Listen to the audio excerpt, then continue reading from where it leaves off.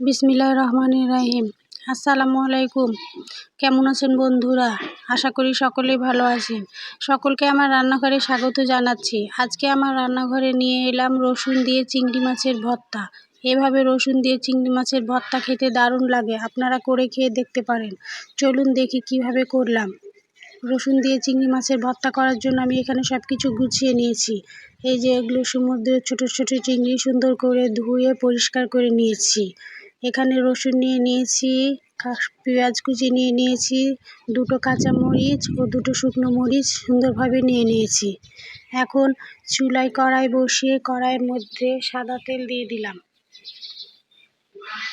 তেল হালকা গরম হলে এর মধ্যে প্রথমে আমি দুটো শুকনো মরিচ দিয়ে দিব। শুকনো মরিচ দুটো হালকা ভেজে নিয়ে তারপরে এর মধ্যে আমি রসুন দিব।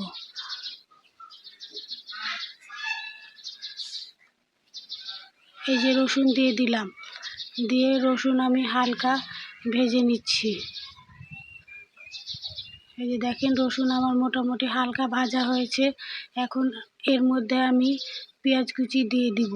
রসুনটা আগে দিলাম কারণ রসুনগুলা গোটা নিয়েছি, এই জন্য আগে রসুনটা হালকা ভেজে নিয়ে তারপরে এর মধ্যে পেঁয়াজ কুচি দিয়ে দিলাম, আর কাঁচামরিচ দুটাও দিয়ে দিলাম।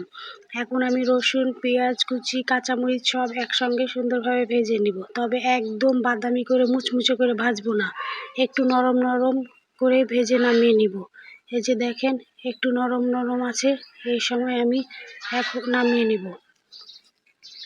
এই যে একটা বাটিতে তুলে নিয়েছি। কড়াইয়ে আবার সামান্য তেল দিয়ে এর মধ্যে আমি চিংড়ি মাছগুলো দিয়ে দিব।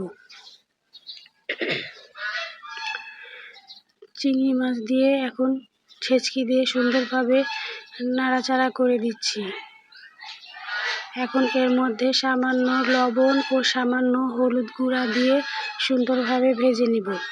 বন্ধুরা, আমার ভিডিও যদি আপনাদের এতটুকু ভালো লাগে তো লাইক করে আমার পাশে থাকতে পারেন। আর যারা এই কাজটি করেন তাদেরকে অসংখ্য ধন্যবাদ।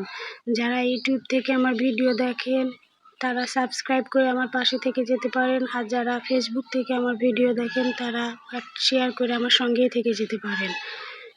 এই যে আমি ভাজার মাঝে একটুখানি কালো জিরা দিয়ে দিলাম, দিয়ে এখন সুন্দরভাবে আমি চিংড়ি মাছ ভেজে নিচ্ছি।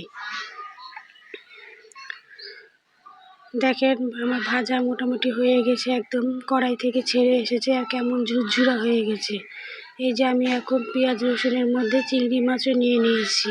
এখন শিলপাটায় নিয়ে আমি সুন্দরভাবে বেটে নিব। তবে বাটার সময় এমনভাবে বাটবো, একদম পেস্ট করে নিব না। আমি একটু রসুন পেঁয়াজ যেন একটু গোটা গোটা থাকে এরকমভাবে বাটবো, একদম মসৃণ করে বাটলে ভালো লাগে না। এই যে বাটা হয়ে গেছে, এখন আমি একটা বাটিতে তুলে নিয়েছি। নিয়ে এর মধ্যে সামান্য সরিষার তেল আর দুটো পেঁয়াজ কুচি আর সামান্য লবণ দিয়ে এখন আবার সুন্দরভাবে ভর্তাটা করে নিব। এই যে কাঁচা পেঁয়াজ দিয়ে এখন করে নিচ্ছি। কাঁচা পেঁয়াজ দিয়ে ভর্তা করলে ভর্তা খেতে কিন্তু দারুণ লাগে। আপনারা এভাবে ভর্তা করে খেয়ে দেখতে পারেন কেমন লাগলো। যদি ভালো লাগে আমাকে কমেন্ট করে জানাবেন। এই যে আমার ভর্তা দেখেন হয়ে গেছে, অনেকটা লোভনীয় হয়েছে। আপনারা করে খেয়ে দেখবেন কেমন হয়।